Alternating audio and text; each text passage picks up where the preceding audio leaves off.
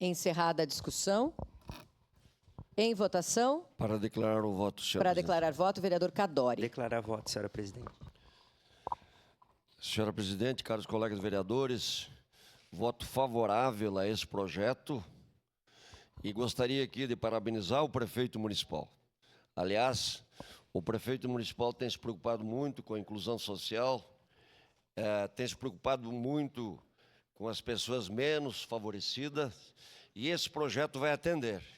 A regularização fundiária foi um exemplo da coragem e da preocupação com esta população que o prefeito municipal teve.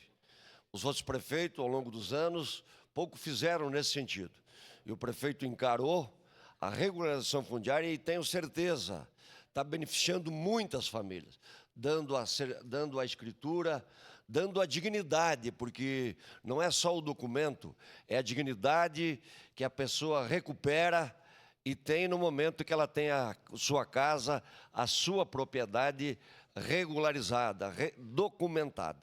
Então, é um projeto importante e tenho certeza que projetos assim vêm beneficiar, sim, a população de um modo geral. Então, parabéns ao Executivo por esse belo projeto, como disse, vai atender especialmente as pessoas menos favorecidas. Voto sim, senhora presidente.